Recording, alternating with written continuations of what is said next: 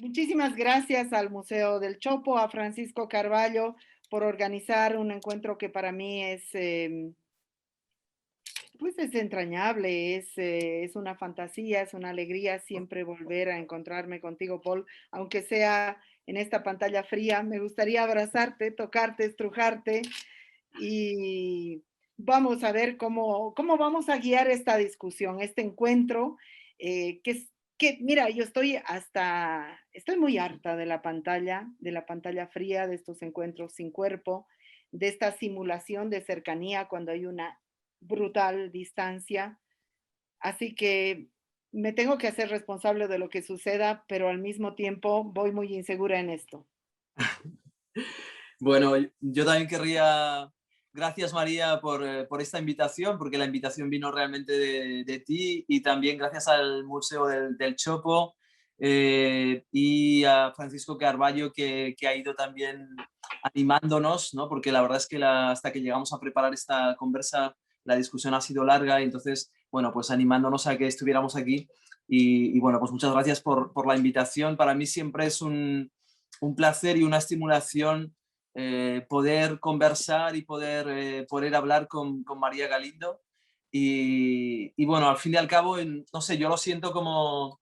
Entiendo bueno, y podemos hablar más tarde, podemos hablar si quieres de la cuestión de, efectivamente, ¿no? De esta mutación digital y de la reducción de todos los espacios vitales al espacio de la pantalla. Pero bueno, aún así, yo tengo que decir que estoy infinitamente contento de poder pasar este rato contigo, ¿no? Y también te abrazo tanto como puedo.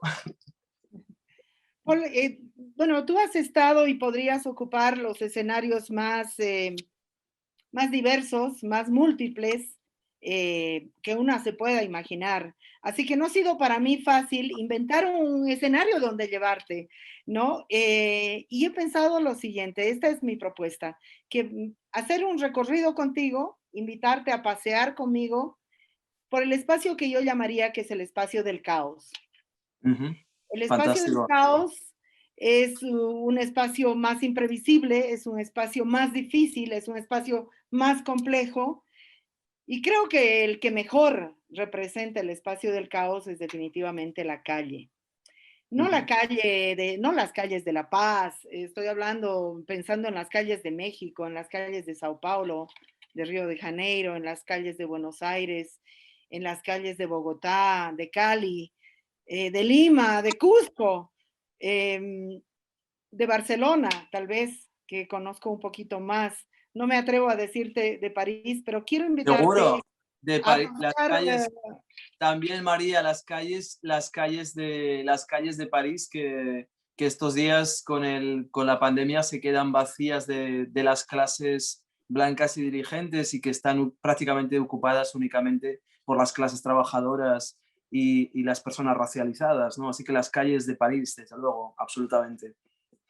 Entonces, bueno, vamos a ir a este espacio del caos para pasear un poco y que es también, desde mi punto de vista en la calle, el mejor escenario donde podemos pasear por las luchas sociales. Así que voy a empezar compartiendo una primera imagen que refleja muy bien ese espacio del caos. Entonces, este es el ritmo. Yo te voy a ir mostrando las imágenes y voy a ir diciendo cosas y tú vas a ir reaccionando Vale, también perfecto. y voy a salir de la imagen cuando me parezca. Entonces, bueno,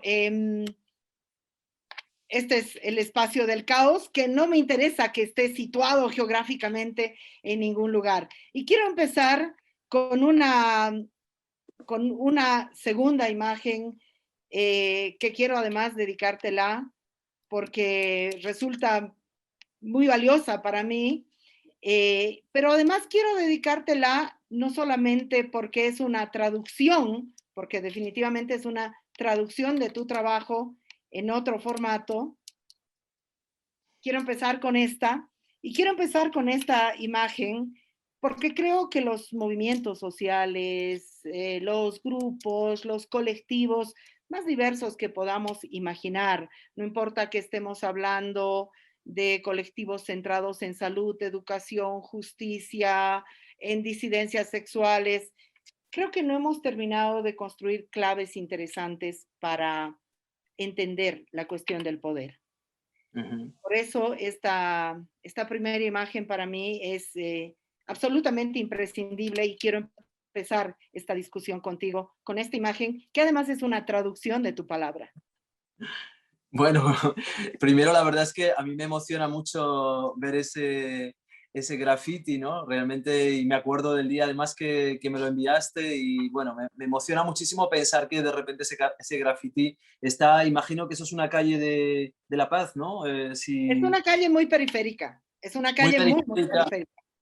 muy periférica de La Paz, ¿no? Y de repente, quizás sin conocer ese contexto, evidentemente lo primero que pienso es, bueno, ¿quién pasa por esas calles, ¿no? ¿Quién puede leer ese graffiti y qué puede suscitar ese graffiti de repente en ese contexto, esa gente que lo va a leer, ¿no? Que me parece maravilloso. Bueno, en realidad lo que me interesaba a lo mejor de esa formulación era como esa relación entre deseo y poder, ¿no? Entre prácticas deseantes y política, ¿no? Porque en realidad es como que, evidentemente, bueno, ya Foucault, pero también las tradiciones del feminismo, las tradiciones del antirracismo, nos enseñaron a pensar el poder de otra manera, ¿no? Es decir, el poder no solamente en relación con las instituciones jurídicas o con el aparato mismo del Estado, sino el poder atravesando y capturando el cuerpo, ¿no? Eso que Foucault va a llamar en algún momento biopolítica y que después, por ejemplo, yo llamo somatopolítica, ¿no? Pero dentro del cuerpo yo creo que uno de los problemas es que siempre tendemos a pensar el cuerpo como un objeto, ¿no? Como en el fondo como una anatomía, como algo natural, ¿no? Y en realidad lo que más me interesa del cuerpo es la potencia deseante, es decir, el cuerpo como un artefacto imaginario, ¿no? No como una naturaleza. Y entonces, claro, me interesaba como apuntar ahí, a ese lugar, ¿no? A cómo las maneras insidiosas a través de las cuales el poder captura la imaginación y captura, por tanto, la potencia deseante, que sería, en último término, la reserva última de una posibilidad revolucionaria, ¿no? Es decir, yo diría que, por ejemplo, que los movimientos de izquierda, tú decías antes, ¿no? El problema de los distintos movimientos, ¿no? Yo creo que uno de los problemas de los movimientos de izquierda, pero también yo diría de los movimientos feministas, de los movimientos de liberación anticolonial, antirracistas, etcétera, es que progresivamente se han ido transformando en políticas de identidad. Parece si continuamos paseando por este espacio del caos y de la lucha. Seguro, Tú te has ido seguro. rápido a la cuestión del deseo, Sí. pero yo tengo muchas ganas de seguir fregando con la cuestión del poder, porque realmente la tenemos atravesada de muchas maneras en nuestras luchas. Y entonces quiero compartir esta segunda imagen. Obviamente son imágenes que funcionan solamente como un pretexto Uh-huh. para conversar estas cuestiones. Yo creo que no encontramos y no hemos trabajado suficientemente esta cuestión del poder, también porque hay una serie de políticas de confusión deliberada. Uh-huh. Hay una serie prácticamente yo le llamaría una especie de bombardeo de bombardeo para manipularnos en relación a la cuestión del poder, porque el problema definitivamente es el poder. Bueno, sí, me interesa mucho, me encanta este graffiti tuyo, este graffiti vuestro, ¿no? Sí, por volver un poco a lo que te estaba diciendo antes, creo que en parte tiene relación con esto, ¿no? Yo lo que quería decir es que me parece que todos los movimientos de izquierda, los movimientos sociales, han intentado apuntar a quién sería el sujeto posible de la revolución, ¿no? Que fuera el cuerpo de las mujeres, ¿no? Lo femenino, que fuera, digamos, la clase obrera, que fuera el pueblo, ¿no? Que fuera o el pueblo colonizado o la negritud, etcétera, ¿no?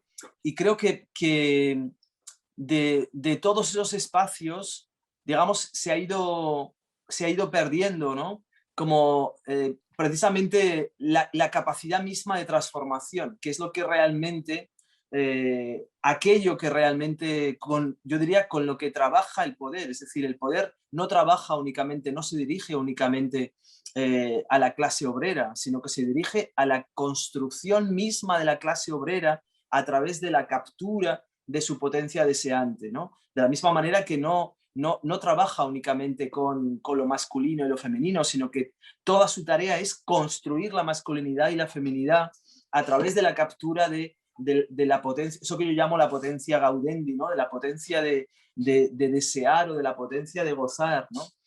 Y claro, la cuestión de, yo entiendo, ¿no? Tu diatriba ahí con el poder cuando hablas de la tensión entre empoderamiento y rebelión, ¿no? Entre empoderamiento y vosotras, claro, tenéis una política que es una política, yo diría, sobre todo de una práctica disidente, ¿no? Es decir, que es una práctica en ese sentido más destituyente que constituyente. Es decir, no os interesa tanto empoderaros. Respecto de estas dinámicas de empoderamiento, sí que creo que son confusiones deliberadas, que ya es una ficción de empoderamiento. Hay un constante reciclaje del poder por parte de sí mismo, o de los poderes, o de esta construcción de jerarquías, que se reciclan precisamente a través de lo que tú decías, a través de las identidades. Por eso es que quisiera compartir este, mm, esta otra imagen de ciudad. Quienes nos representan en realidad nos reemplazan. Fantástica, Y sí. coincido contigo, no, eh, el problema no es sustituir a estos por otros. El problema está en la construcción de las identidades. Claro, bueno, efectivamente, yo creo que digamos que habría como dos lógicas, yo diría, ¿no? Dos lógicas de los movimientos sociales casi de forma esquemática.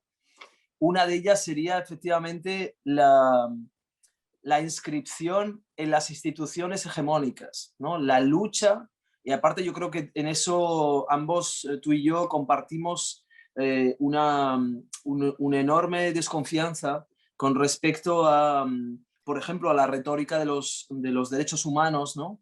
O a las prácticas o las dinámicas de la democracia representativa como prácticas posibles de transformación revolucionaria, ¿no? Es decir, que es una de las lógicas que tradicionalmente ha sido, yo diría, casi la dominante dentro del feminismo, en todo caso del feminismo europeo, pero bueno, tú ahí me echarías una mano para decirme cómo funcionaría eso en el feminismo de algunos contextos como el de Bolivia o el de México, ¿no?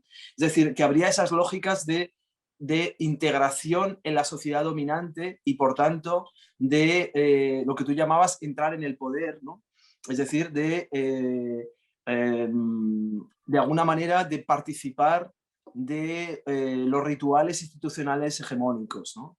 Y ahí, evidentemente, eso no se puede hacer si no es a través de, por una parte, la identificación del otro, es decir, la identificación del otro como mujer, como indígena, como racializado, etcétera, pero también paradójicamente, es decir, las mismas estrategias que demandan identidad, lo que van a demandar inmediatamente después es la absorción de esa identidad en la norma, ¿no? Por tanto, es decir, es al mismo tiempo, paradójicamente, también la aniquilación de la diferencia, ¿no? Es que es una maquinaria planetaria de ciertas categorías, de ciertos mecanismos, de ciertas, no sé, construcciones incluso metodológicas para que sí o sí vayamos a resbalar allí. Y cuando quieres frenar el proceso, parece que fueras pues una persona, no sé, que está fuera de foco, fuera de contexto,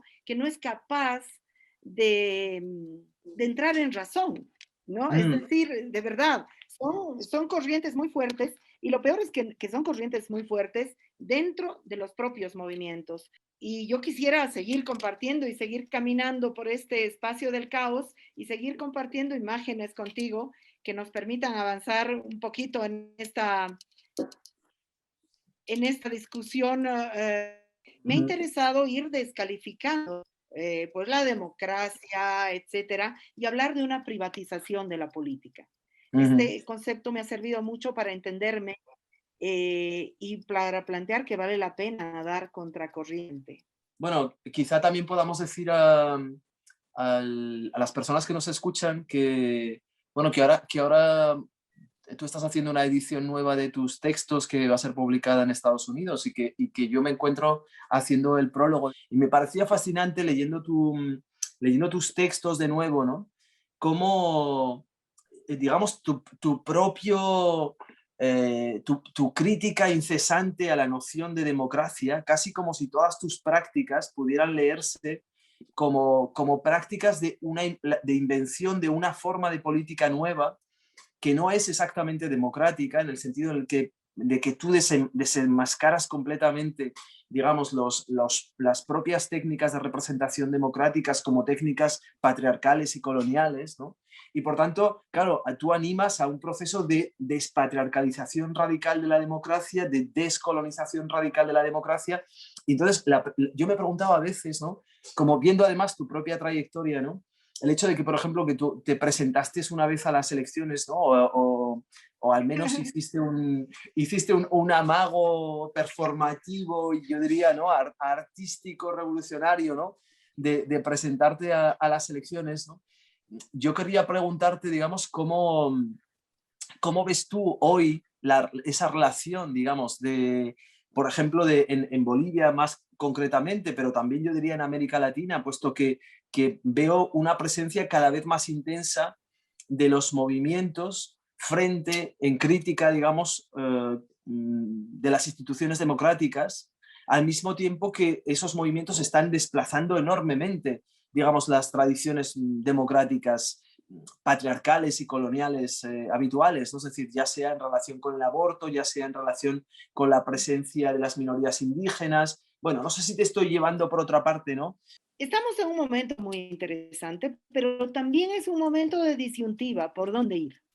Claro. Y en esa disyuntiva hay cierta perplejidad y hay un montón de factores que están haciendo que, bueno, yo no sepa cómo responderte, porque por un lado tú puedes tener una lectura, tú puedes tener una lectura tremendamente optimista de este proceso destituyente, de esta capacidad de inventar nociones, por ejemplo, de justicia por fuera de la justicia patriarcal, que me parece uno de los elementos absolutamente más fecundos y más interesantes que podríamos llegar muy pronto a preguntarnos todo el movimiento anticarcelario de las mujeres afroestadounidenses es un alimento Absolutamente.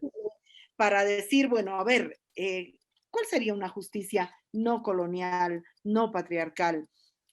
Estamos ahí, pero al mismo tiempo, pues justamente por eso yo quiero ir avanzando las dinámicas desde el Estado y desde los poderes supraestatales que precisamente en este tiempo pandémico han mostrado toda su potencia también, Claro, sí. eh, te dejan un campo de acción muy pequeño. No por nada estamos tú y yo discutiendo esto en el espacio del caos, en el espacio de la fuera de la institución, y las construcciones están tan fosilizadas que, bueno, yo creo mucho en la necesidad de destruir instituciones, ¿no? Yo me dedico casi a eso. Y si me dicen, ¿cuál es tu oficio? Pues tomar instituciones y destruirlas.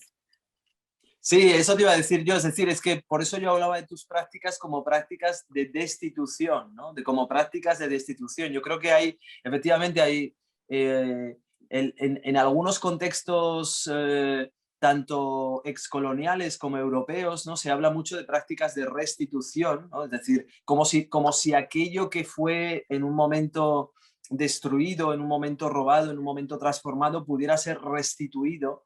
Pero yo creo que ahí lo que están mostrando algunas prácticas radicales, tanto las tuyas como de otros colectivos indígenas o afrofeministas o queer radicales o trans, es que precisamente la restitución no es posible, sino que la restitución debe comenzar sobre todo por una destitución, ¿no? Por una destitución. Lo que pasa es que, fíjate, yo en esta en esta crítica radical que tú planteas a la institución, yo creo que pasa un poco como con el poder, como cuando tú hablas del poder. Yo creo que, por ejemplo, cuando tú hables del poder, yo creo que quizá tú tienes una visión como más monolítica del poder que yo. Y tú tienes una visión más monolítica de la institución que yo. Es decir, que, por ejemplo, tú crees que a la institución se puede destruir. Y yo te diría, la institución no se puede destruir porque es un fantasma, ¿no? Es decir, a mí lo que me interesa es la dimensión, digamos, fantasmática, la dimensión casi como de un inconsciente en llamas, ¿no? Que es el propio de la institución. Es decir, la institución ya sabe a estas alturas que está destituida desde dentro. Es decir, sabe a estas alturas que, por ejemplo, y sobre todo la institución arte, en la institución arte, digamos que las tensiones entre, por ejemplo, la forma y el contenido han llegado a su máximo exponente. Es decir, ya no pueden ser más amplias, ¿no? Yo creo que eso, los dos hemos hecho la experiencia de esto, ya no digo por mi propia historia del Magma, ¿no? Sino por tu historia, por ejemplo, tus historias dentro de las exposiciones que has podido compartir en contextos como el de Reina Sofía o nuestra experiencia mutua digamos, en Documenta o en otros contextos, ¿no? Yo creo que, por ejemplo, el hecho que quizá la gente que nos escucha desde el Museo del Chopo no lo sepa, ¿no? Pero, por ejemplo, yo invité a María a ser una de las madres fundadoras de un proyecto que yo puse en marcha en Documenta, que se llama el Parlamento de los Cuerpos, ¿no? Y que funciona precisamente casi como una especie de, como yo diría, por utilizar la noción que ahora desgraciadamente aparece de manera mucho más clara, ¿no? Pero para mí era como precisamente como introducir un virus en la institución, ¿no? Era como casi como, Tal cual. Claro, efectivamente, ¿no? Es decir, ya entendiendo que la institución misma, que la institución no es monolítica, que no es una arquitectura de poder absolutamente, digamos, infalible, ¿no? Sino que la institución tira su poder en el fondo de algo que es absolutamente ficticio, de un conjunto de rituales que son ficciones políticas, ¿no? Pero que esas ficciones, por volver a lo que decíamos al principio cuando hablábamos del deseo, de la relación entre deseo y política, ¿no? Pues lo mismo podríamos hablar de la relación entre ficción y política, ¿no? A mí lo que me interesa es la dimensión de ficción de las instituciones que nos oprimen, porque solamente desenmascarándolas como ficciones podemos llegar a desmontarlas, ¿no? Es decir, creo que si pensamos que son absolutamente monolíticas y que vamos allí con un pico y una pala, es decir, uno puede desmontar. Te dan ganas. Yo sé que a ti te dan ganas, pero yo creo, fíjate, yo a ti te veo no tanto destituidora de instituciones con pico y pala, ¿no? Sino que te veo precisamente como destituidora de ficciones del poder, ¿no? Yo quisiera compartir esta próxima imagen. No sé si la ves, Paul. De momento no, pero seguramente que va a aparecer A ver, ahora. Aquí está. porque tú estás hablando desde una posición en relación a la institución muy diferente. Yo quiero yo quiero desubicarte Ok, en realidad, vale.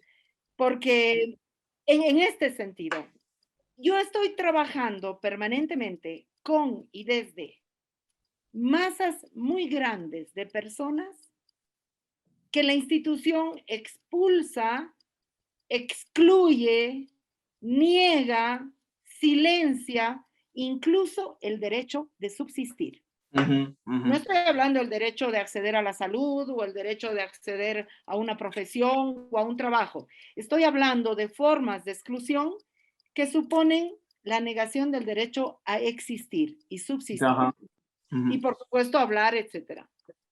Entonces estoy hablando desde masas increíbles de personas que de manera muy caótica, muy creativa, construyen tejidos por fuera de la institución para construir sus propias nociones de bienestar. Entonces, este graffiti es perfecto para esto. Esto refleja cientos de miles de mujeres en la sociedad boliviana, pero probablemente en la sociedad argentina o mexicana o brasileña también. La calle es mi casa colorida, sin marido y sin patrones. El marido y los patrones son la institución. Y yo puedo vivir, tomar sol, tener tiempo libre, subsistir por fuera de estas instituciones, creando un otro espacio. Entonces, no es que en esta discusión que tú me propones, por supuesto que tienes mucha razón, y ya quisiera yo irme curando de una visión demasiado monolítica y demasiado simple de la institución. Pero sí creo que es muy interesante. Estoy totalmente de acuerdo contigo. Yo creo que, claro, también cuando hablamos de institución, hasta ahora lo estábamos haciendo de una manera muy abstracta, ¿no? Y creo que es muy interesante, por ejemplo, ahora mismo tú apuntaste al espacio doméstico como una de las instituciones centrales de normalización y de opresión del cuerpo, y más particularmente de opresión del cuerpo de las mujeres, y podríamos decir incluso de los niños también, ¿no? De la infancia en su conjunto, ¿no? O sea que creo que, claro, habría que ser como muy precisos, ¿no? En esta cartografía de las instituciones, ¿no? Porque evidentemente, claro que es distinto el funcionamiento de la institución prisión o de la institución escuela, es distinto del funcionamiento de la institución doméstica. Incluso ya el simple hecho que a través de vuestro graffiti lo que estáis haciendo, entre otras cosas, es poner de manifiesto que Esa es una realidad espacio dada. es una institución normativa y es una institución disciplinaria tan potente como puede serlo la prisión, ¿no? En el caso, por ejemplo, de la restricción del cuerpo femenino, ¿no? Entonces, claro, en ese sentido estoy totalmente de acuerdo contigo, ¿no? Pero la cuestión para mí sería, es decir, a pesar de que tengo la experiencia también, como tú, en otro contexto, pero también tengo la experiencia de construir otras redes de cooperación que puedan precisamente hacer que aquellos cuerpos que no pueden existir dentro de las instituciones, ¿no? Puedan tener otras formas de existencia, ¿no? Esto creo que esa es una experiencia transversal que tú y yo compartimos de tanto de las culturas, digamos, feministas, radicales, diría, feministas. Creo que en este momento es más importante que nunca, cuando decimos feminista, hablar de un feminismo radical, ¿no? Puesto que ahora mismo, al menos por ejemplo en el contexto español, en el contexto francés, es muy fuerte la presencia de un feminismo blanco, neoliberal, casi de derechas, ¿no? De un feminismo que es muy excluyente, que es excluyente de los cuerpos Puritano. migrantes. Sí, efectivamente, que es puritano, pero que también es muy excluyente de los cuerpos racializados, de los cuerpos migrantes, de los cuerpos trans. Entonces creo que digamos que al feminismo le pasa como a las instituciones, ¿no? Que debemos de repente entrar como en un análisis micropolítico muy concreto, ¿no? De cómo funcionan, ¿no? Y en ese sentido, claro, estoy totalmente de acuerdo contigo. Y por ejemplo, el trabajo que vosotras hacéis en Mujeres Creando, ¿no? Es un trabajo no solamente de destitución, es un trabajo también de invención de otras instituciones que son disidentes, ¿no? Y que permiten crear redes de supervivencia, redes de existencia, y por tanto, claro, a mí lo que me interesa, fíjate, cuando yo te hablaba de la institución como ficción política, lo que me interesa es la fuerza que puede tener algo como de repente lo que hicisteis vosotras cuando tú volviste a Bolivia después de tu periplo europeo, ¿no? De repente decir, bueno, creamos una casa, un lugar, ¿no? Damos a ese lugar el nombre de Mujeres Creando, que ya es una cosa completamente delirante, ¿no? Porque Mujeres Creando, bueno, y en ese espacio suceden cosas, ¿no? Aparece ese espacio, aparece como una especie de laboratorio contrainstitucional en el que suceden cosas, ¿no? En el que se pueden experimentar otras formas de subjetivación, otras relaciones, incluso otras prácticas sexuales, otras prácticas de género, modos disidentes también de entender la relación con el indigenismo, con la tradición, etcétera, ¿no? O sea, yo creo que eso es absolutamente valioso, y tú hablabas ahora del momento, el momento tan importante, ¿no? Que estamos viviendo, de mutación. Yo lo llamo, lo llamo un cambio de paradigma epistémico, ¿no? Es decir, estamos pasando realmente de un régimen de conocimiento, de un régimen de representación a otro. Está clarísimo que han sido puestas en cuestión, y han sido puestas en cuestión colectivamente como formas posibles de producir y de reproducir la vida. Es decir, que ahí estamos, de algún modo, las prácticas políticas de representación estéticas, es decir, cuando digo estéticas, para que nuestros oyentes nos entiendan, no me refiero a la práctica artística como práctica artística, ¿no? Sino a la construcción de un régimen de representación visual. Es decir, ese régimen de representación visual, por ejemplo, tan absolutamente aberrante, que concedió en un momento dado, a través de la inscripción de la diferencia política colonial en el color de la piel, que transformó la raza en una estética de la dominación, ¿no? Y que por tanto, que hoy permite que las personas puedan ser categorizadas, distinguidas, segmentadas simplemente por el color de la piel, ¿no? Bueno, eso es una estética de la dominación. Yo creo que toda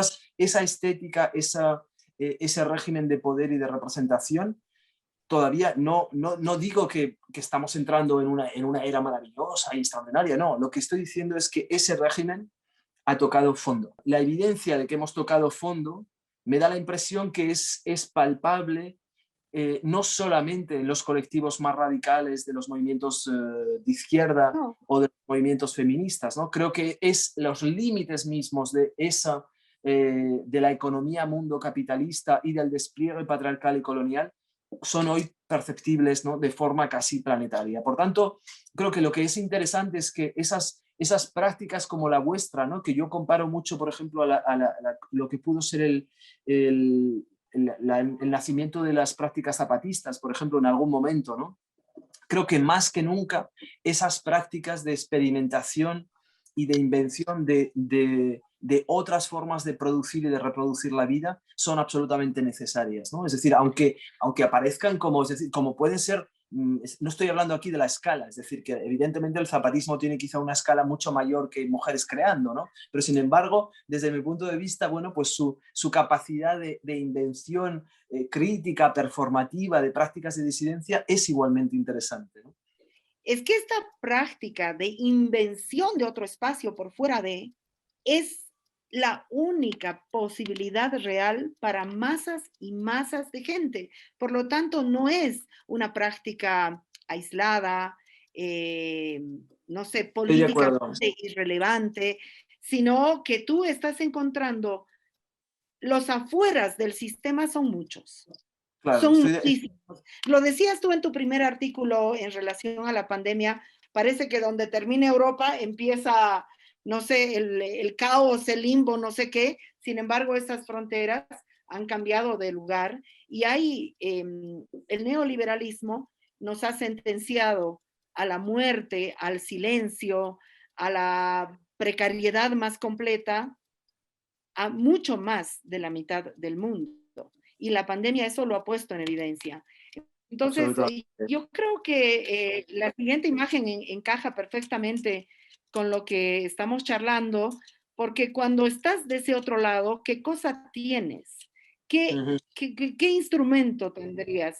Y yo creo que este graffiti funciona muy bien para plantear la potencia que puedes porque parece que si no estás en un lugar de cierta relevancia, no puedes decir nada, nada de lo que hagas puede resultar valioso en ningún sentido, ni para salvarte a ti mismo y a ti misma. Y creo que este es un graffiti precioso, con una foto preciosa en cualquier esquina, que es lo que nosotras hablamos, que es la voz, la palabra en primera persona. Me parece, sí, este graffiti es maravilloso, aparte de la fotografía me parece extraordinaria, ¿no? También, incluso de cómo esta persona se apoya realmente, casi como que parece, ¿no? Como que constituye casi como, si, ¿no? Como el lugar en el que puede reposarse, ¿no?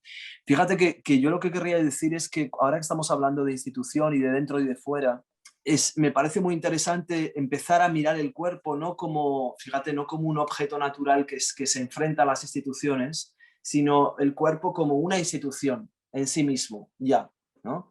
Que va adquiriendo distintas formas de poder, ¿no? Y una de ellas, y me parece bellísimo el graffiti, ¿no? Porque evidentemente la voz es ya una de las formas de la ley, es decir, la voz de cada uno es una ley, ¿no? Es una ley eh, que de alguna manera, aunque sea de forma casi como infra, ¿no? De forma muy mínima o muy sutil, se enfrenta con la voz de la ley institucional, ya sea de los espacios, digamos, ¿no? Académicos o del Estado o de la familia, del Estado-nación, etcétera, ¿no?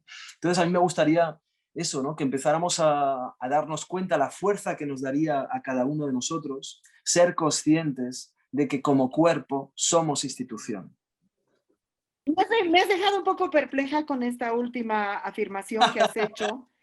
Tú eres un personaje de una lucha de muy, muy largo aliento. Yo también estoy en esto prácticamente desde que he podido disponer de mi vida y quiero ir a la cuestión de la vulnerabilidad, de lo que es este largo aliento que representa en esta, porque esto es un camino de nunca acabar. Y quiero compartir dos. ¿La ves? La imagen. Tengo cicatrices de risas en la espalda. Ajá, qué bonito. Me parece, bueno, dices, el cuerpo mismo es una institución, tu cuerpo, los cuerpos, y yo creo que ahí uno de los ejes principales puede ser el deseo, puede ser el placer, pero sin duda la vulnerabilidad. La vulnerabilidad es para mí uno no sé, es para mí una de las dimensiones más interesantes de experimentarse a una misma, a uno mismo, ¿no? Entonces, me interesaba mucho, por un lado, compartir contigo esta, pero inmediatamente compartir la siguiente, porque además sé que te va a gustar mucho. Es Pedro. Poniéndole el punto a la I. Ay, qué maravilloso, maravilloso, maravilloso. Ay, lo amo. ¿Quieres que te Amo, lea amo el graffiti? No sé si lo logras leer. No, ¿me lo puedes leer tú? A ver. No habrá un maricón en alguna esquina desequilibrando el futuro de su hombre nuevo. Me encanta, me encanta. Bueno, con esto además, así, no sé, me gusta pensar siempre que hablamos los que pertenecemos a las tradiciones minoritarias, a las tradiciones cuya vida ha sido amenazada y bueno, que hemos sobrevivido históricamente, que nos conectamos siempre con nuestros ancestros, ¿no? Y que sobrevivimos también gracias a ellos, a esos ancestros.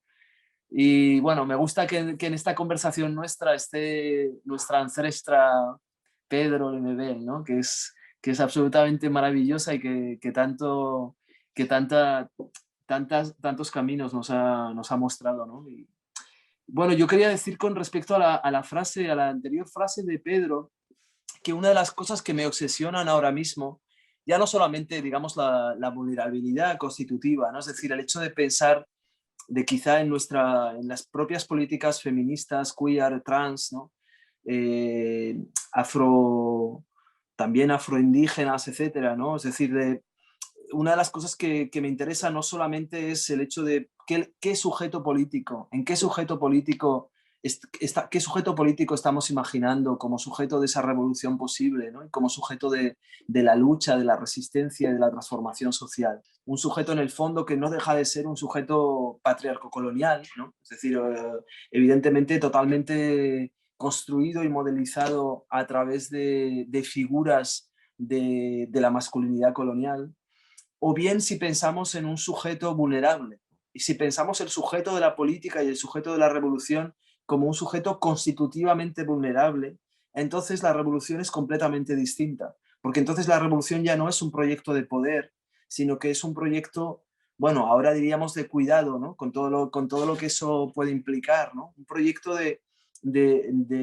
qué vamos a hacer, por volver a la citación de Pedro, ¿no? ¿Qué vamos a hacer con las cicatrices de la espalda, ¿no? ¿Qué vamos a hacer con las cicatrices que llevamos todos, ¿no? Es decir, no solamente porque creo que durante mucho tiempo, por ejemplo, los movimientos gays, lesbianos, trans, feministas, etcétera, ¿no? Han estado como concentrados, por ejemplo, en la obtención de derechos civiles, ya sea, ¿no? De adquisición del derecho al matrimonio. Evidentemente en esto tú y yo siempre hemos estado de acuerdo, ¿no? Nuestras propuestas, digamos, revolucionarias de nuevo de destitución, pues de destitución del matrimonio, de destitución incluso del núcleo familiar, etcétera. Pero creo que eso no basta. Es decir, y ahí es donde, por volver a nuestra discusión del principio de la destitución, la destitución no basta, porque donde nos encontramos ahora es en una situación de ruinas. Es decir, aquellos que hemos sobrevivido a la destrucción patriarcal, colonial y a las formas de opresión específicas del capitalismo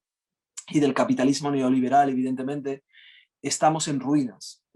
Nuestra subjetividad ha sido profundamente herida, profundamente destruida. Es decir, como dice Pedro, llevamos un montón de cicatrices, de risas en la espalda, ¿no?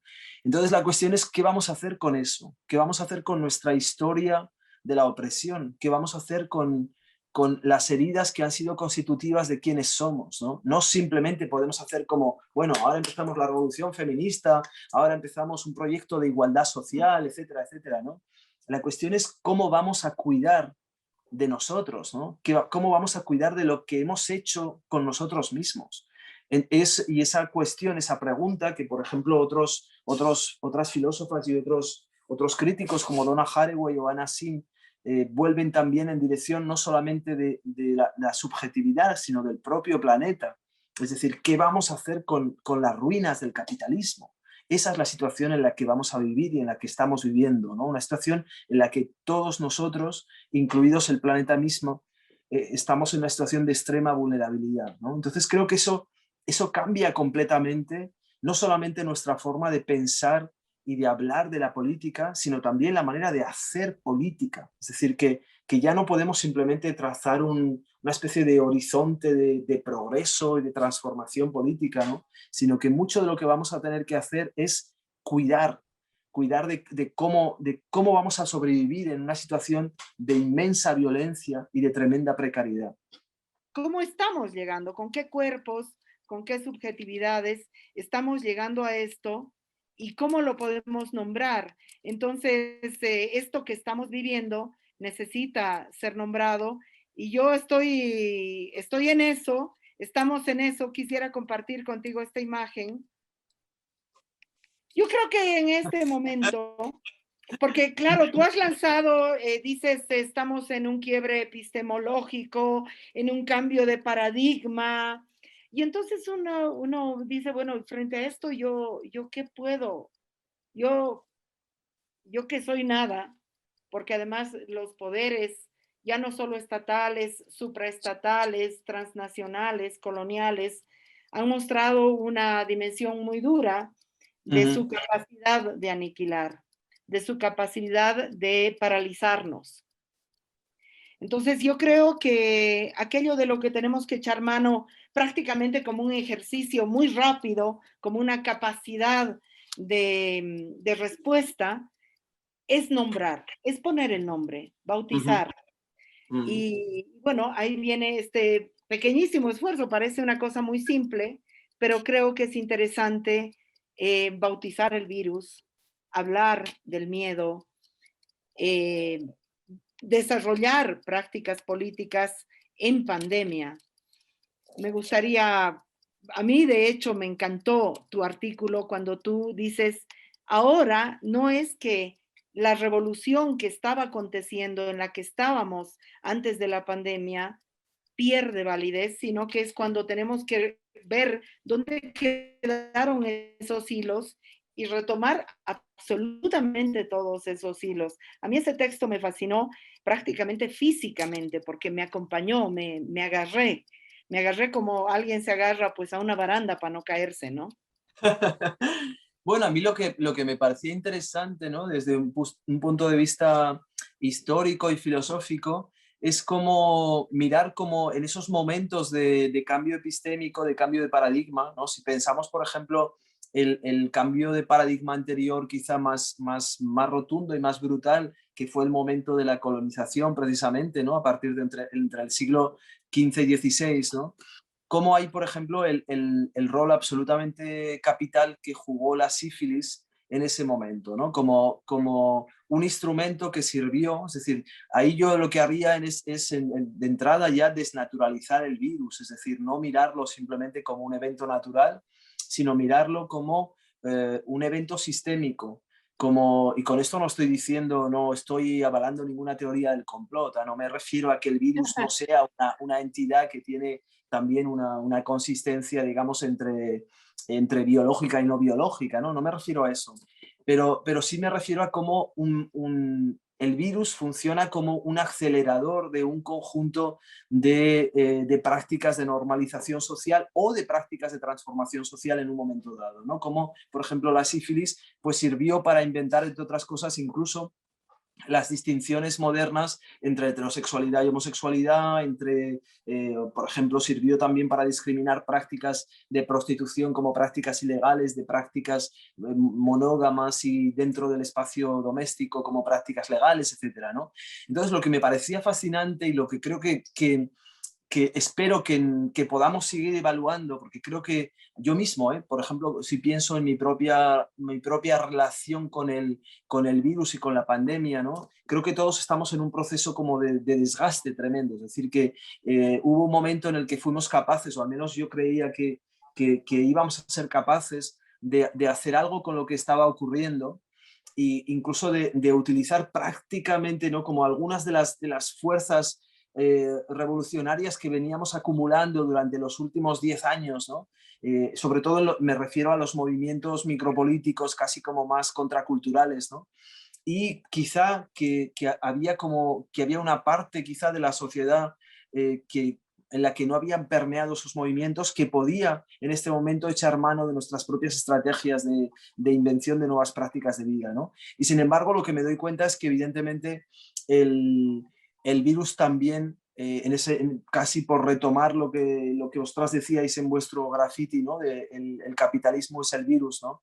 Cómo el capitalismo también está sirviéndose, está utilizando la pandemia como una de las estrategias, casi como si fuera uno de los instrumentos fundamentales, tanto de normalización como de resegmentación social y política, y una vez más también como instrumento de muerte, es decir, como técnica necropolítica, porque no olvidemos que la pandemia afecta de manera absolutamente desigual a los cuerpos racializados y a los cuerpos no racializados, a los cuerpos más precarios, a los cuerpos migrantes, etc., ¿no? Por tanto, creo que hoy tengo más dudas quizá que hace un año, ¿no? Que casi estamos en un momento hoy que hace la pandemia empezó hace un año, ¿no?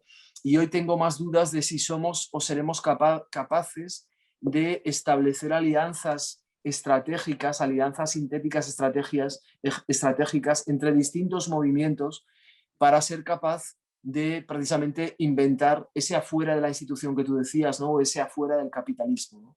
No sé, a mí me gustaba mucho cuando el filósofo Bruno Latour hablaba de lo que está ocurriendo con la pandemia y sobre todo de lo que ocurrió durante los primeros meses. Él decía que era como un gran ensayo general, ¿no? Era como un ensayo general de algo que va a venir después, ¿no? Yo creo que me gusta esa manera de verlo, ¿no? En el sentido en el que creo que, y por eso precisamente a lo mejor deberíamos desde los movimientos antagonistas, ¿no? como los nuestros, de los movimientos disidentes, deberíamos utilizar este momento casi como si fuera casi como un momento de elaboración máxima, ¿no? De aprendizaje máximo. Pero claro, ¿cómo hacerlo en situaciones de máxima precariedad también y de máxima incluso agotamiento, dolor físico, enfermedad, etcétera, ¿no? Es decir, que esa... Y Y fíjate que muerte. muerte, efectivamente, ¿no? Pero a lo mejor eso nos habla también del momento específico en el que estamos viviendo, es decir, en un momento en el que las decisiones de transformación política más importantes deberán tomarse al mismo tiempo en condiciones de extrema violencia, en condiciones de dolor físico, en condiciones de agotamiento, en condiciones incluso de muerte, ¿no? Entonces creo que, es decir, todo eso a lo mejor nos habla también de un cambio radical con respecto al menos en Europa. Es decir, yo creo que esa situación que nosotros ahora aquí experimentamos de forma alarmante, honestamente, creo que en otros contextos, en contextos de ex colonias, en contextos fuertemente precarizados por la extracción capitalista, esos contextos ya habían sido azotados, si no por el virus de la COVID, en todo caso por múltiples otros virus, incluidos el virus del capitalismo, ¿no? Es decir, que es algo de lo que tú también has hablado muchísimas veces. Es decir, que bueno, la pandemia de la COVID, bien, realmente es una entre una multitud de pandemias, por ejemplo, en el contexto de Bolivia, ¿no?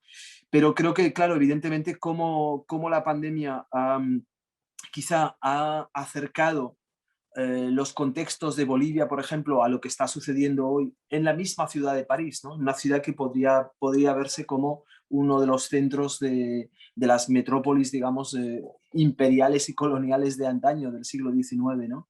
Y que están siendo hoy absolutamente azotadas por la COVID y sometidas además a todo un conjunto de nuevas regulaciones, ¿no? Bueno, no sé, creo que es un contexto absolutamente apasionante, y lo que me pregunto es cómo podríamos, dentro de esta situación de dolor, de vulnerabilidad y de muerte, ¿no? Cómo podríamos al mismo tiempo multiplicar las experiencias de intercambio, de aprendizaje común. No lo sé, creo que estamos todavía muy lejos de entender cómo vamos a salir de la situación en la que estamos, ¿no? Y que tenemos que quizá, tú decías antes, ¿no? de el afuera, las situaciones del afuera, y yo en algunos momentos pienso no solo en el afuera, sino en la reapropiación cognitiva de las instituciones tal como existen. Es decir, por ejemplo, en este momento los museos están siendo utilizados, o los gimnasios, ¿no? Como espacios en los que se están haciendo vacunas. Bueno, creo que también sería muy interesante decir, bueno, si las universidades están cerradas y no se puede enseñar, quizá es porque también lo que se enseñaba en las universidades es obsoleto, y por tanto deberíamos apropiarnos de esos espacios, de esas instituciones. Yo entiendo y comparto contigo, ¿no? La dimensión de lo que estamos viviendo es demasiado compleja. Desde un lugar geográfico, porque cualquier pensamiento es situado desde un lugar geográfico como en el que estoy yo hoy sentada, la dimensión se hace espeluznante solamente pensando en lo que es el reparto de vacunas, en lo que es el acceso a absolutamente lo más básico que te permita tener una esperanza de subsistir a esto, ¿no?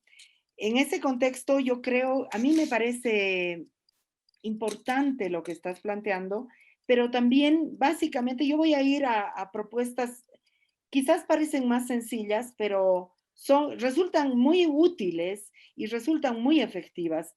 No callarse, equivocarse. Yo creo que hay que escribir y hay que arriesgar a equivocarse. Yo he sido tremendamente, no sé, criticada porque no me he callado. Y entonces, claro, como no me he callado, he hablado un montón de barbaridades durante todo el tiempo, porque me parecía que callar era prácticamente aceptar la situación como estaba. Creo que generar espacios de ritual para la muerte para mí ha sido una de las estrategias políticas más importantes en la sociedad boliviana, pero tampoco ha sido algo que tú lo das a los otros, a las otras, sino que la propia sociedad se ha dado modos para clandestinizar y no renunciar a sus prácticas de ritual funerario, y están desarrollándose de manera invisible, no mediática, formas de resistencia, formas de desobediencia, formas de decir, bueno, oye, yo lo que quiero es vivir. Después nos vamos a preguntar lo que tú quieras, pero ahora vamos a organizar una olla en común. Después nos vamos a preguntar lo que tú quieras, pero sabes, vamos a organizar el trueque. O y yo creo que esos espacios soberanos de deseo de vivir, de capacidad de responder al miedo sin parálisis, no porque no lo tengas. Me parecen a mí los espacios más fascinantes y los espacios que de alguna manera son espacios de donde yo he ido aprendiendo en este tiempo. Son los espacios a los cuales he ido prácticamente a contagiarme de su capacidad de reacción, y además los he tomado como lección e inmediatamente me he puesto a hacer cualquier cosa, ¿no? Cualquier cosa. Yo creo que, Paul, lo que sucede en la forma como lo estás planteando, no como crítica, sino que quedaría la persona débil, periférica, eh, como manca, como amputada de la capacidad de entender lo que está pasando y de la capacidad de actuar sobre lo que está pasando. Y es eso lo que yo no quiero Ujú, provocar. No, yo no quiero provocar eso. Y por ejemplo, por hablar de algo que es mundialmente muy conocido, el proceso en Chile, que no se ha podido frenar ni con toda la pandemia, ni con todo el piñerismo, creo que es un ejemplo alucinante.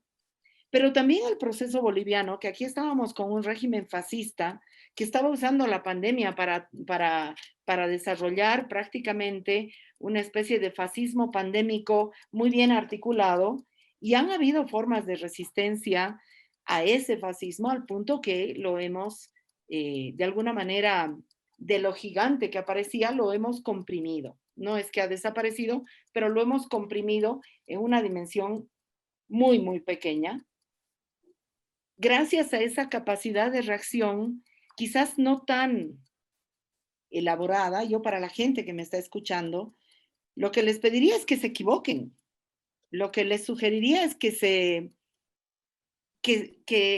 no se callen, que sigamos formulando. Por ejemplo, en el último artículo yo le pedí a la gente que el léxico pandémico lo traduzcamos, lo ajá. reinterpretemos, que no lo adoptemos, que ahí está el contenido ideológico, porque me preocupa mucho la amputación de nuestras fuerzas subversivas. Y ahí quiero entrar a un instrumento que está funcionando como panóptico y como espacio de amputación de la capacidad de desarrollar prácticas políticas. No Ujú. sé si ya ves la imagen, Paul. Sí, sí, absolutamente. Sí, sí, la veo ¿No? perfectamente. Bueno, no es el problema de Facebook, sino justamente cómo están funcionando todo este espacio cibernético, ¿no? De manera concreta, María, yo creo que sí es el problema de Facebook. Es decir, que del mismo modo tú hablabas de las instituciones, precisamente. Bueno, la cuestión es que en el cambio de paradigma que estamos experimentando, el poder se está desplazando desde las instituciones tradicionales como el Estado-Nación y con, digamos, con todo lo que era el archipiélago institucional disciplinario tradicional, que podía ir desde la prisión hasta el hospital, el colegio, hasta el espacio doméstico.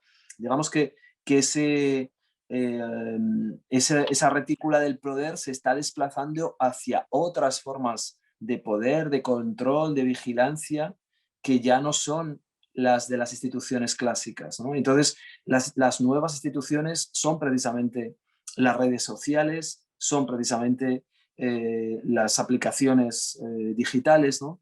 Y por tanto yo creo que buena parte de nuestras luchas hoy está en una relación también de fricción y de tensión muy compleja. Yo siempre me pregunto cómo es posible bueno, que la mayoría de las prácticas disidentes hoy tengan como espacio de existencia y de comunicación instituciones que están en el centro mismo del poder capitalista y además de la apropiación y de la vigilancia corporativa. Es decir, que estamos en una situación que es inimaginable, es absolutamente inimaginable. Es como si estuviéramos teniendo todas las conversaciones de disidencia política más absolutamente extravagante que pudiéramos imaginar, pero las tuviéramos directamente conectados al teléfono del Estado-Nación, por ejemplo. Eso hubiera sido el ejemplo del siglo XIX. Bien, pues hoy lo hacemos bajo el panóptico digital de Facebook o de las redes sociales, ¿no? Yo creo que, y fíjate, yo veo esta situación como una situación de tránsito, la veo como una situación de tránsito, ¿no? Para mí en ese sentido fue muy interesante cuando viajé varias veces a Taiwán, ¿no? Porque fui el comisario del pabellón de Taiwán con Su Lixan y tuve la ocasión de ir varias veces a Taiwán, ¿no? Y lo que me pareció muy interesante del viaje a Taiwán, entre otras cosas, es que la sociedad taiwanesa, como la sociedad, por ejemplo, coreana, son sociedades que, en el fondo, la transición digital ha sido mucho más rápida en esos contextos, ¿no? Y me acuerdo de, por ejemplo, de hablar con los activistas gays, lesbianas, ¿no? Y trans en Taiwán, y ellos me decían a veces, ¿no? Cuando me veían incluso tomando notas y tal, y me decían, pero es que, me decían, pero ¿qué? Me decían, pero qué analógico eres, ¿no? ¿Qué haces? Digo, bueno, es que, claro, digo, ¿qué hago? Digo, bueno, es que yo tomo notas, escribo todo tomando notas y aparte yo comparto muchas cosas de este modo y además soy faceless, o sea, no tengo Facebook y me opongo al Facebook, ¿no? Entonces, lo interesante de ellos es que al mismo tiempo que eran, es decir, que ellos de alguna manera ya ven la cultura escrita tradicional como una cultura totalmente decadente, analógica, ¿no? Al mismo tiempo, ellos fueron algunos de los que más me alertaron contra las redes sociales, ¿no? Que también en un contexto evidentemente de mucha vigilancia con el Estado chino, etcétera, ¿no? Pero ellos son tremendamente conscientes, no como nosotros, es decir, que nosotros pensamos que, al menos la mayoría de los activistas con los que yo hablo en el contexto europeo o latinoamericano, bueno, piensan que las redes sociales son un espacio de libertad y de expresión, ¿no? Mientras que los activistas taiwaneses saben perfectamente que las redes sociales son espacios de control y de vigilancia, ¿no? Y por tanto, buscan otras, inventan ellos mismos, digamos, otras redes sociales. Mucho de su trabajo contemporáneo es un trabajo de código, ellos lo llaman de código, es decir, de lo que tú llamabas inventar lenguajes, ¿no? Ellos dicen uno de los lenguajes que tendremos que inventar será un lenguaje digital para poder hablar fuera de la vigilancia estatal y fuera de la vigilancia de las corporaciones multinacionales, ¿no? Y creo que ese es uno de los pasos posibles, ¿no? Y una de las cosas que a mí me fascina ahora, por ejemplo, es la relación que a veces imaginamos como muy distante, pero que yo veo muy próxima, ¿no? Entre las prácticas precolombinas, digamos, las prácticas que ahora llamamos indígenas, ¿no? Las prácticas anteriores a la colonización y las nuevas prácticas digitales, ¿no? Yo ahí sí que veo de alguna manera casi como, imagino, ¿no? Como en un contexto casi de futurismo, de ciencia ficción, de afrofuturismo, ¿no? En el que efectivamente hay una conexión, esa conexión en la que yo siempre te veo a ti, ¿no? Como de gran tecnochamana que eres, ¿no? eh, digamos, de cómo se conectan de alguna manera, ¿no? Cómo se conectan los ancestros indígenas y las nuevas técnicas digitales, ¿no? Yo creo que ahí ese es el lugar en el que es posible quizá inventar hoy nuevas prácticas de resistencia, ¿no? Y estoy de acuerdo contigo que esas prácticas a veces pasan por gritar, a veces pasan por escribir grafitis, por hacer una sopa para que la gente coma, o por juntarse 5 para celebrar o un ritual de muerte de alguien, ¿no? O un ritual de aborto o lo que sea, ¿no? Estoy totalmente de acuerdo, pero también creo que en algún momento vamos a tener que inventar, es decir, vamos a tener que meter las manos directamente, o meter los dedos digitales, habría que decir, directamente en las nuevas técnicas de vigilancia y de control a través de las que se van a llevar los procesos de normalización, ¿no? Y más que nunca, evidentemente, con el COVID. Entre otras cosas, por ejemplo, imaginaros el contexto en el que estamos teniendo esta conversación, ¿no? Que ya en sí mismo es absolutamente delirante. Es decir, la conversación está teniendo lugar en el Museo del Chopo,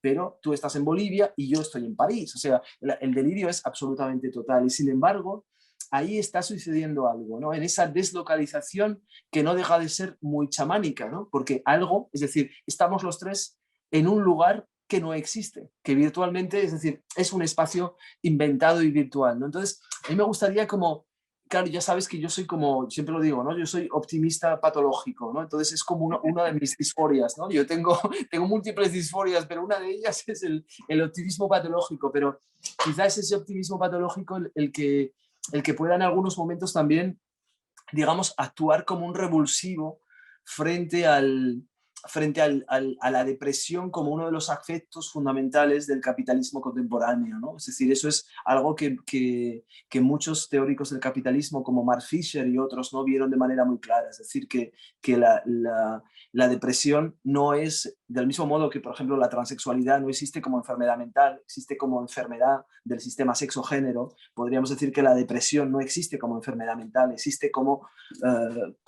enfermedad sistémica del capitalismo neoliberal, ¿no? A mí lo que más me preocupa es no solamente qué está pasando, cuánto nos pueden vigilar, cuánto podemos estar siendo domesticados por un espacio panóptico, Ujú. sino cuánto podemos perder la noción subjetiva, colectiva, de los espacios de materialidad real, de corporalidad, de construcción en un espacio físico real que exista. También por eso he querido yo, de alguna manera, en este espacio que no existe, que nos estamos juntando, hacer un ejercicio de fantasía, de salir. Vamos a salir, no estamos en las redes, estamos en el espacio del caos, estamos en el espacio del caos que es la calle, porque yo creo que en este momento la hegemonía cibernética está funcionando para construir de simulaciones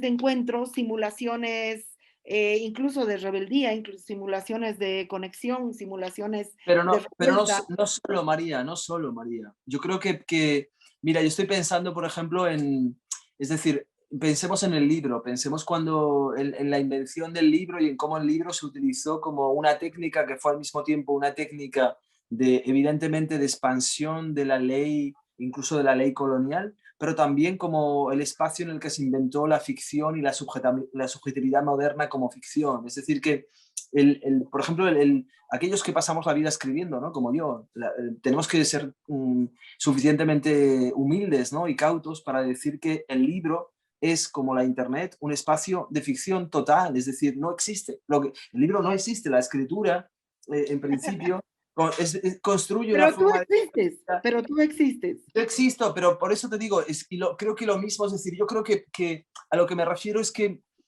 yo abogaría por evitar las dos posiciones, tanto de tecnofilia como de Ah, tecnofobia, ¿no? Es decir, yo diría, o sea, no es que lo que suceda fuera o dentro de este espacio sea mejor que lo que sucede fuera o dentro de este espacio. ¿Entiendes lo que quiero decir? pero no puede ser sustitutivo. Es decir, No, uno no estoy sustituye al otro. totalmente... Exacto, está exacto. Ya, En eso vamos está a vivir en totalmente... espacios paralelos simultáneamente. Exacto, en eso estoy totalmente de acuerdo contigo, en el sentido que efectivamente por el momento, el espacio, parte de lo que sucede en el espacio cibernético, es una imitación, casi como una parodia de lo que debería suceder en el espacio real. Es que ahora, por ejemplo, tú y yo supuestamente deberíamos estar conversando en una mesa, en dos lados de una mesa, con dos sillas, ¿no? Y ahora estamos, bueno, tú en la tuya y yo aquí, ¿no? Pero es decir, seguimos simulando el espacio tradicional de Bueno, la tú estás en mi conversación. casa y yo estoy un poco en la tuya. Sí, eso está Como el clarísimo. departamento en Urano, ¿no? Bueno, mira, yo creo que tú y yo podríamos quedarnos hablando varias horas y nadie sostendría esta discusión. Así que la voy a dejar inconclusa porque Muy bien, creo que me es, por parece, supuesto, me- una discusión inconclusa, pero te cuento que, no sé, no me siento muy segura de esto, pero yo quiero que como epílogo leerte un pequeñísimo texto que igual no tiene ningún valor, la voy a leer por no perder las ideas, simplemente, sobre lo que es tu palabra para mí. wow, María. Porque Aquí te tengo estoy, yo muchas ganas te estoy de escuchando aquí darte con ese cariño. con el portador de pócimas chamánicas, ¿no? Que tengo aquí, que vino de tu mano directamente de la selva. Bueno, acá te leo entonces el epílogo de esta conversación para dejarla inconclusa, porque Muy bueno, bien. inconclusa se va a quedar, inconclusa es, no hay conclusión posible. Y este Y epílogo se llama conversación infinita, María, conversación infinita. Infinita. Bueno, este epílogo tiene un nombre quizás muy incómodo, tal vez es un nombre disgustoso para ti, pero a mí me parece que irónicamente funciona muy bien y se llama así, una palabra tuya bastará para sanarme. Así se llama este epílogo. Y quiero decírtelo, ¿no? Si tuviera que huir de pronto para salvar mi vida o para esconderme, me llevaría conmigo tu libro, Un departamento en Urano. Aclaro para nuestro público que no estoy en este momento en esa situación. Y lo aclaro para que no haya una confusión al respecto. No voy a tener que salir huyendo mañana. Pero he imaginado esa circunstancia muchas veces en mi vida Y también he atravesado muchas veces por circunstancias así. Yo no quiero que el título que le he puesto a este brevísimo epílogo te confunda, Paul, porque no es fruto de un endiosamiento de tu figura. No es un halago de fan. No es un halago sin postura crítica. No es tampoco un acto publicitario para las editoriales que te publican. Es la forma más sintética de decir el efecto que tiene tu palabra sobre mí. Me gusta también sacar, precisamente muy a propósito, una frase litúrgica que corresponde a un momento de contrición para darle exactamente la vuelta al sentido que esta frase tiene dentro del rito litúrgico. Yo me llevaría tu palabra conmigo de fuga, porque cuando te leo, las frases cortas, filosas, muchas veces frases bellas, frases que no tienen adornos al centro del cuerpo, sin pasar por el filtro de mis miedos. Siento las palabras que escribes antes de entenderlas. Y por eso, como si de un remedio se tratara, van haciéndome efecto lentamente. Y se me quedan rondando por muchas horas, como si dialogaran conmigo en esos diálogos internos con mi más profundo inconsciente. Las recuerdo sin dificultad alguna y dentro mío producen un eco como lo hacen los tantras, los rezos, los cantos gregorianos o los ícaros ceremoniales ashanincas. Te quiero mucho, Paul. Y con este Oh, juego yo terminaría. ah, María, qué maravilla, qué maravilla. Te lo agradezco tanto, te lo agradezco tanto.